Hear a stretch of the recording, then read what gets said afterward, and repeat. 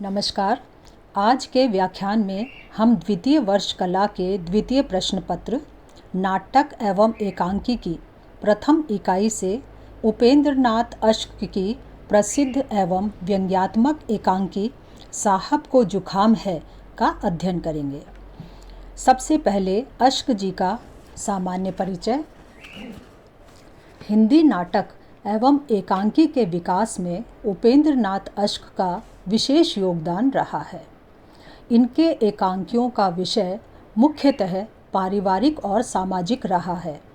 इन्होंने हमारे जीवन की यथार्थ समस्याओं को उभार कर उनका मनोवैज्ञानिक स्तर पर चित्रण किया है। इनके एकांकियों में जनजीवन में व्याप्त आडंबर प्रियता, रूढ़िवादिता और जड़ता पर तीखा प्रहार हुआ है। इसके लिए इन्होंने पात्रों का स्वाभाविक चयन भी किया है।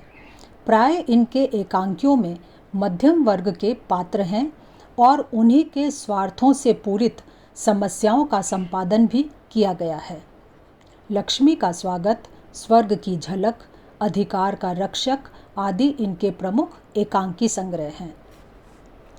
साहब को जुखाम है अश्क जी के उन एकांकियों में से है जिनमें उन्होंने नाटक और रंग कर्म को ही विषय बनाकर नाटक करने वाली शौकिया मंडलियों की समस्याओं को चित्रित किया है। इस एकांकी में नगर की एक नाट्य संस्था आर्ट सर्किल ने एक नाटक शहजादा सलीम खेला है। मंच पर नाटक की प्रस्तुति के बाद नाट्य संस्था के प्रमुख सदस्य धीरेन्द्र दत्त अपने बंगले पर नगर की विभिन्न संस्थाओं के रंगकर्मियों को चाय पार्टी पर आमंत्रित करते हैं। लेकिन जब आमंत्रित लोग दत्त साहब के बंगले पर पहुंचते हैं तब वहां मेजबानों में ना दत्त साहब, ना उनका सेक्रेटरी और ना उनका चपरासी ही उपस्थित होता है। इतना ही नहीं, नाट्य संस्था आर्ट सर्किल का कोई भी सदस्य उपस्थित नहीं होता। आमंत्रित जन धीरे धीरे उपस्थित होने लगते हैं। विभिन्न संस्थाओं से जुड़े होने के कारण एक दूसरे से परिचित और अपरिचित भी होते हैं। वे सब आकर आयोजकों और आर्ट सर्किल संस्था के सदस्यों के बारे में एक दूसरे से पूछते हैं, उन्हें फ़ोन करते हैं। इस विवशता के बीच परिचितों के माध्यम से विभिन्न नाट्य संस्थाओं के बारे में बातचीत भी होती है। अंततः चाय पार्टी बिना मेजबानों के ही प्रारंभ हो जाती है, क्योंकि उनको पता चला है कि साहब को जुखाम हो गया है, इसलिए वे मेजबानों का इंतजार नहीं करते। चाय पार्टी में आमंत्रित मोहन गुप्त नाम का एक लेखक भी उपस्थित होता है। वह दत्त साहब के बरामदे में बैठकर उनका इंतजार करता है। बाद में पता चलता है कि नाट्य संस्था आर्ट सर्किल में शहजादा सलीम के प्रमुख अभिनेता नारायण को लेकर आपस में फूट पड़ गई है। 3 महिला सदस्यों के कारण जो सब की सब नारायण के प्रति आकर्षित हैं। इस बातचीत के दौरान शहजादा सलीम के मंचीकरण से लेकर आर्ट सर्किल के अंदरूनी विवादों तक इस प्रसंग के विभिन्न पहलू सामने आते हैं। इनके साथ ही यह भी पता चलता है कि शहजादा सलीम में विभिन्न भूमिकाओं के लिए क्या क्या तिकड़में की गई थीं।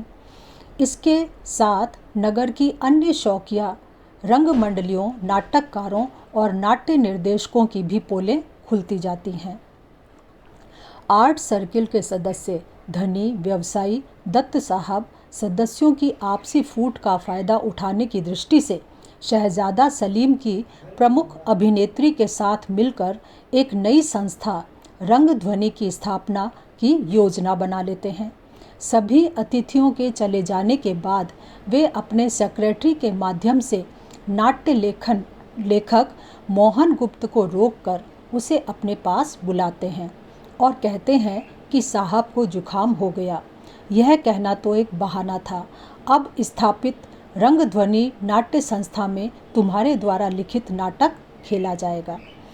इस प्रकार अश्क जी की कहानी कला का विकास भले ही पाश्चात्य शिल्पी एक तकनीक के आधार पर हुआ है, परंतु उसमें भारतीय समाज के परिवेश एवं पर्यावरण को प्रस्तुत करने का सफल प्रयास हुआ है। इसके साथ ही उन्होंने रंगमंच की तकनीक में सुधार और उसे व्यवहारिक बनाने का भी सुंदर प्रयास किया है।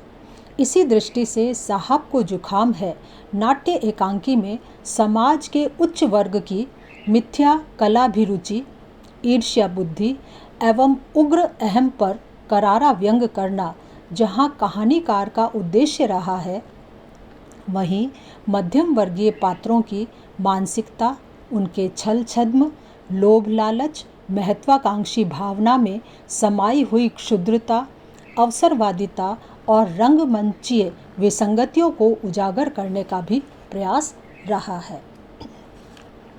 अंत में कह सकते हैं कि साहब को जुखाम है एकांकी व्यंग्यात्मक एकांकी है, जो आज की रंगकर्मी मनोवृत्ति पर व्यंग करती है।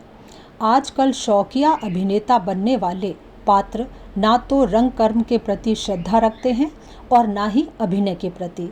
वे वास्तविक कला से दूर रहकर आपसी स्पर्धा से पूरित होकर धन कमाने का महत्व देते हुए मन बहलाव के आधार पर अपनी अपनी मंडलियों को ही महत्व देते हैं। परिणाम स्वरूप मंडलियां बनती और टूटती रहती हैं। यही एकांकी की मूल संवेदना है। धन्यवाद।